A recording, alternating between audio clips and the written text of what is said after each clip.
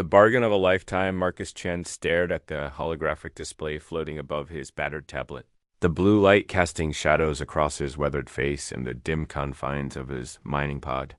The asteroid belt around Kepler 7X was supposed to be a gold mine for independent miners like him, but after 6 months of drilling through worthless rock, his credit account showed exactly $237.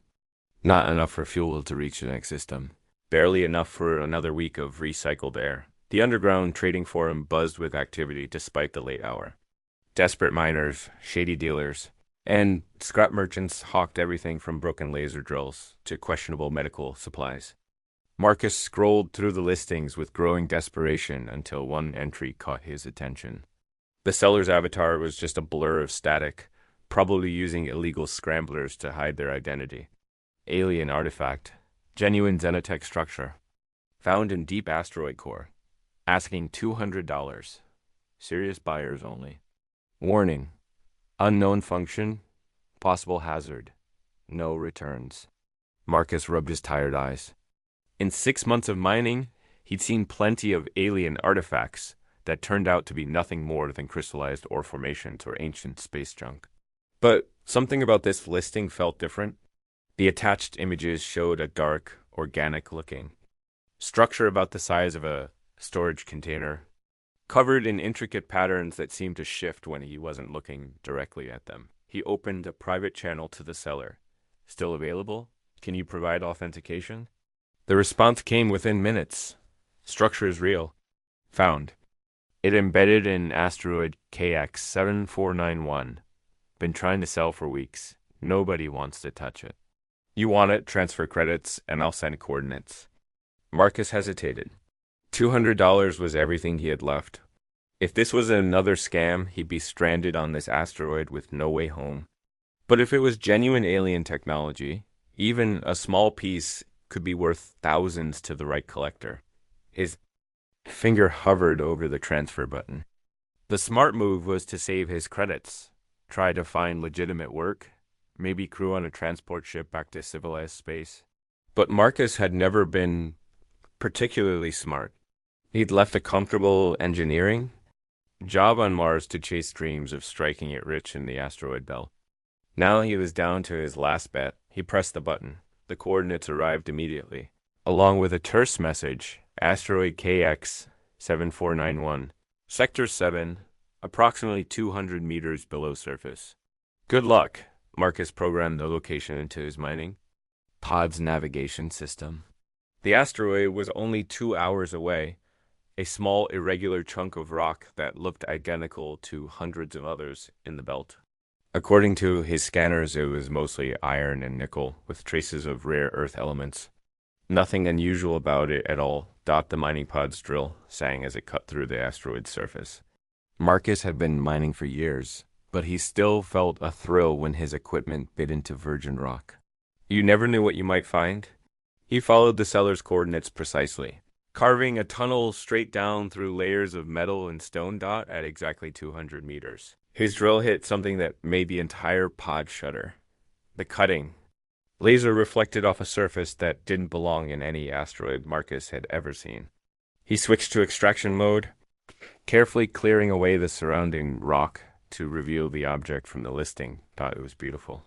That was Marcus's first thought as he stared at the alien structure through his pod's viewport. The surface was dark as obsidian, but covered in patterns that seemed to flow like liquid metal. Geometric shapes spiraled across its surface in designs that hurt to look at directly, as if they existed in more dimensions than human eyes could process. Marcus suited up and opened the pod's airlock. The structure was roughly cubical, about 3 meters on each side, with no obvious seams or joints. It felt warm to the touch even through his gloves, and he could swear he felt a faint vibration, like a heartbeat. "What are you?" he whispered to himself. Getting the structure into his cargo bay required every piece of lifting equipment he had. The alien artifact was surprisingly light for its size, but it seemed to resist being moved, as if it preferred to stay where it was. Marcus finally managed to secure it in his cargo hold, though he noticed his pod's environmental systems. We're working harder than usual to maintain atmosphere. The journey back to his base camp took 3 hours. Marcus had established a small, temporary shelter on asteroid KX 7823. Nothing more than a pressurized habitat module and some basic equipment. It wasn't much, but it was home for now. He maneuvered the structure out of his cargo bay and into the habitat's main room, where it sat like a monument to alien engineering. Marcus circled the structure slowly, running his hands over its surface. The pattern seemed to respond to his touch, brightening slightly wherever his fingers made contact.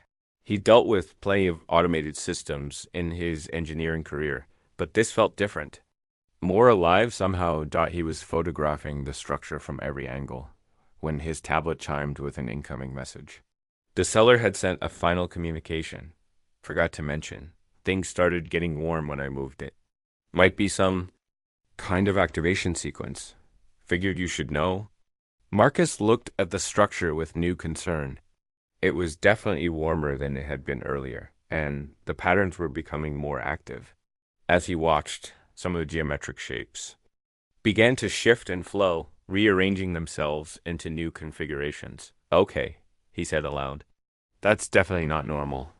He was reaching for his emergency communicator when the structure suddenly split open. There was no sound, no dramatic cracking or explosive decompression. The dark surface simply parted like water, revealing an interior that glowed with soft blue light. The walls inside seemed to be made of the same flowing material as the exterior patterns, but they pulsed with gentle bioluminescence. Marcus stepped back, his heart pounding. The structure was clearly some kind of technology, but it was unlike anything in human databases. The interior was larger than the exterior should have allowed, as if space itself bent differently inside the alien artifact. A sweet scent drifted from the opening, like flowers mixed with ozone. Marcus found himself stepping closer despite every instinct telling him to run. The interior was beautiful, with walls that seemed to breathe and surfaces that rippled with patterns of light. He crossed the threshold. The moment his feet touched the alien floor, the structure came alive. The walls brightened, and he felt a sensation like warm honey flowing through his mind. Images flashed before his eyes, too quick to process consciously, but somehow familiar. Vast cities under alien suns. Beings of light and energy dancing among the stars. And underlying it all, a profound sense of loneliness that made his chest ache. The interior began to change around him. The walls flowed like liquid, reshaping themselves into something that looked almost like a living space. Furniture grew from the floor, organic curves that somehow managed to be comfortable for human anatomy. The lighting shifted to a warmer tone, and Marcus realized the structure was adapting to his presence. He spent hours exploring the interior, which seemed to expand whenever he needed more space. There was a room that might have been a kitchen, though the surfaces were nothing like human cooking equipment. Another area felt like a bedroom, with a raised platform covered in material that felt like silk, but glowed faintly with its own light. When Marcus finally emerged from the structure, his tablet showed that nearly 8 hours had passed. His habitat module felt cramped and primitive compared to the alien interior. But more concerning was the message waiting for him from the Asteroid Belt's mining authority. Hey, your pod's been broadcasting some kind of signal for the past 6 hours. Interference is screwing with navigation systems across the sector. Shut it down or we'll have to send a team to investigate. Marcus looked at the structure with growing alarm. It was definitely larger than it had been when he first brought it inside. The walls of his habitat module were straining to contain it, and he could see stress fractures forming in the metal framework. He tried to contact the seller again, but the communication channel had been permanently closed. Whoever had sold him the structure was long gone, probably halfway across the galaxy by now. Over the next 3 days, Marcus watched the structure continue to grow and change. It was clearly some kind of adaptive technology, but adaptive to what? The patterns on its surface became more complex, sometimes forming shapes that looked almost like writing. The interior expanded to include new rooms and spaces, each one perfectly suited to human needs. The dream started on the fourth night. Marcus found himself standing in a vast library filled with books that wrote themselves, their pages turning to show symbols that shifted and changed as he watched. At the center of the library sat a figure with its back to him, graceful and alien, but somehow familiar. "You came," the figure said without turning around. The voice was like music, harmonious and sad. "I have been waiting so long. Who are you?" Marcus asked, though he somehow knew the answer. "I am the last," the figure replied. "The last of my kind, bound to this vessel until one worthy of bonding could be found? You touched my home, Marcus Chen. You awakened me from my long sleep." The figure turned, and Marcus saw a face that was beautiful in an otherworldly way. Large eyes that held the depth of space itself, features that were almost human, but refined beyond anything earthly. The being was clearly female, though not in any human sense. "Bonding?" Marcus repeated. "My people created these vessels to cross the vast distances between stars, carrying the essence of those who sought connection across the void. When you activated my home, you began the bonding process. We are becoming linked, you and I." Marcus woke with tears on his cheeks and her voice echoing in his mind. Outside his habitat module, the structure had grown again overnight. It now filled nearly half the available space, and the stress on the habitat's framework was becoming critical. He tried to leave the asteroid, but his mining pod wouldn't start. The alien structure was somehow interfering with his equipment, or maybe the interference was coming from inside his own mind. Marcus found himself spending more and more time in the structure's interior, which had become more comfortable than his own living quarters. The dreams came every night now, and each time the alien woman seemed more real, more present. She told him about her people, the Zephyrians, who had transcended physical form millions of years ago. She had been left behind, the last of her kind, bound to search the galaxy for a compatible soul. "Why me?" Marcus asked during one of their dream conversations. "You have the gift," she replied. "The ability to love without condition, to accept what is different. My people recognized this in you the moment you touched our creation. You are lonely as I am lonely.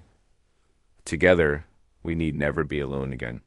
Marcus began to understand what was happening to him. The structure wasn't just a shelter or a piece of technology.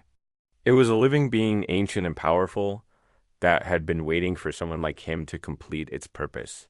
The bonding process was already well underway, and Marcus could feel his connection to the entity growing stronger each day. On the seventh day, as he sat in what had become his favorite room within the structure, Marcus felt the alien presence stir in his mind. It wasn't quite ready to manifest physically, but it was close. The patterns on the walls pulsed with increasing intensity, and Marcus knew that soon he would have to make a choice. His tablet chimed with an incoming message from the mining authority. A team was being sent to investigate the signal interference. They would arrive in less than 2 days. Marcus looked around the beautiful alien interior that had become his home. He thought about the lonely woman in his dreams, waiting for someone to complete her existence. He thought about his old life, his failed dreams, his string of disappointments and broken promises. For the first time in months, Marcus Chun smiled. Maybe this hadn't been a bargain after all. Maybe it had been destiny, asterisk, the bonding protocol 3. Weeks had passed since Marcus first activated the alien structure, and his entire world had transformed beyond recognition. The entity now filled his entire habitat module, having grown and adapted until the original metal framework was completely enveloped in organic alien architecture. The harsh industrial lighting had been replaced by the gentle bioluminescence that pulsed through living walls, and the recycled air now carried the sweet scent of alien flowers that didn't exist anywhere in human space. Marcus stood in what had once been his cramped living quarters, now expanded into a spacious chamber with flowing curves and surfaces that responded to his thoughts. The alien presence was stronger now, no longer confined to his dreams, but a constant companion in his waking hours. He could feel her emotions like whispers in his mind, her ancient loneliness now mixed with growing hope in something that felt remarkably like love. "Show yourself," he said aloud, his voice echoing strangely in the organic space. "I know you're ready." The walls around him pulsed with brighter light, and the patterns began to flow toward the center of the room. The air itself seemed to thicken, becoming almost visible as energy gathered and took shape. Marcus watched in fascination as the form he knew so well from his dreams began to manifest in physical reality. She appeared slowly, like a sculpture being carved from living light. First came the graceful outline of her silhouette, then the details filled in, layer by layer. Her skin had the same bioluminescent quality as the walls, with patterns of light flowing beneath its surface like a slow river of stars. Her hair moved as if underwater, each strand seeming to exist in its own private breeze. When she opened her eyes and looked at him, Marcus felt his breath catch in his throat. "Hello, Marcus," she said, her voice now carrying the physical vibrations of sound rather than the dream whispers he'd grown accustomed to. "I am Cathara, and I have been waiting for you across the centuries." She was beautiful in a way that transcended species, with features that were almost human but refined by alien aesthetics. Her movements were fluid and graceful, as if gravity affected her differently than it did him. She stood about his height, but something about her presence made her seem larger, more significant than her physical form suggested. "You're real," Marcus whispered, reaching out tentatively to touch her face. His fingers met warm, soft skin. That tingled with barely contained energy. "As real as you make me," Cathara replied, leaning into his touch. "My physical form is maintained by our bond, by your acceptance of what I am. The stronger our connection, the more solid I become." Marcus looked around the transformed space that had once been his simple mining habitat. "This is all you? The structure, the changes, everything?" Cathara nodded, her expression growing sad. "I am the last of the Zephyrians, bound to this vessel. When my people transcended to pure energy, they left me behind to continue our species' greatest work, seeking compatible souls across the galaxy who might join with us in symbiosis." She gestured to the walls around them, which began displaying images like a living hologram. Marcus saw glimpses of an ancient civilization, beings of light and energy who had mastered the art of crossing dimensional barriers, cities that existed in multiple realities simultaneously, technology that was indistinguishable from art, and always the theme of connection, of bringing different forms of life together in harmony. "We believed that love was the fundamental force of the universe," Cathara explained, her eyes never leaving his face. "Not the simple biological attraction that drives reproduction, but something deeper.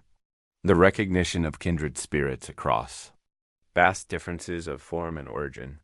My people created these bonding vessels to search for such connections." Marcus felt a chill run down his spine. "And I'm supposed to be your ... mate? If you choose to be," Cathara said softly. "The bonding process cannot be forced. It requires mutual acceptance, mutual desire. I have been alone for over 1,000 of your years, Marcus. When you touched my vessel, when you welcomed me into your space and your dreams, you began something that can only be completed by choice." Marcus stepped back, his mind racing. The implications of what she was saying were staggering. He'd bought what he thought was a piece of alien technology for his last $200. And instead he apparently purchased a wife. An alien wife who had been waiting for centuries to find someone compatible enough to bond with. "What happens if I say no?" he asked, though part of him already knew he wouldn't. Cathara's form flickered slightly, becoming more translucent. "And I return to dormancy, and the vessel carries me onward to seek another. You would be free to leave, to return to your previous life. But Marcus, I must tell you something important. The bonding process has already begun changing you. Even if you choose to leave, you will never be quite the same." Marcus could feel the truth of her words. Over the past 3 weeks, he'd noticed changes in himself. His reflexes were faster, his thinking clearer. He needed less sleep and less food, and his chronic back pain from years of mining work had completely disappeared. The alien presence in his mind had been healing and enhancing his body at the cellular level. And if I say yes, Cathara smiled, and her form solidified again, becoming more real and present. Then we become partners in the truest sense. My knowledge and yours combined, my abilities and yours shared. We would explore the galaxy together, seeking others like us, building connections that transcend the boundaries of species and time. She moved closer to him, and Marcus could feel the warmth radiating from her skin. But it must be freely chosen, Marcus. Not from loneliness or desperation, but from genuine desire for partnership. Marcus thought about his life before the structure. Years of failed relationships, jobs that never quite satisfied him, dreams that always seemed just out of reach. He'd come to the asteroid belt searching for something, though he'd never been entirely sure what. Now he wondered if he'd been searching for her all along. His tablet suddenly chimed with an urgent message. Breaking the moment, Marcus glanced at the display and felt his heart sink. Mining Authority Patrol, 2 hours out. They're coming to investigate the signal interference. Cathara's expression grew concerned. Your people would not understand what they found here. They would try to study me, to separate us before the bonding could be completed. Marcus looked at his mining pod, sitting unused outside the transformed habitat.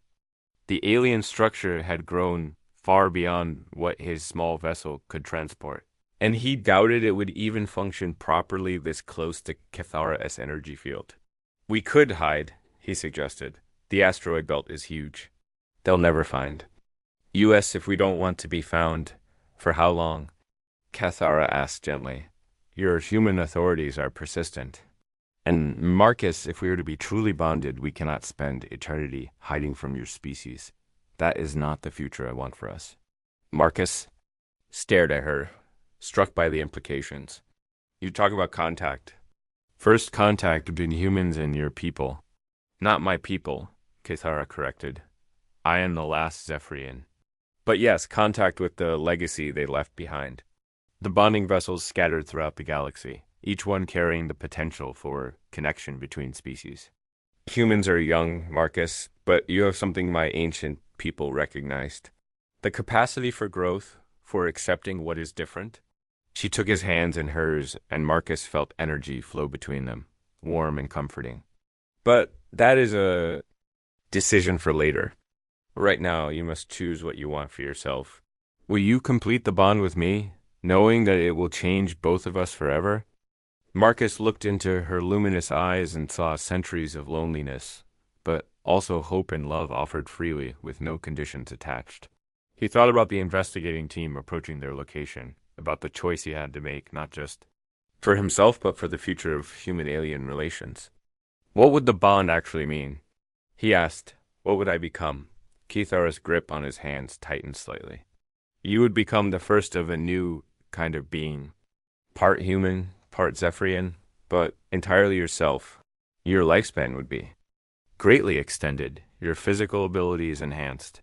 You would gain access to technologies and knowledge that your species won't develop for centuries. But more than that, you would never be truly alone again.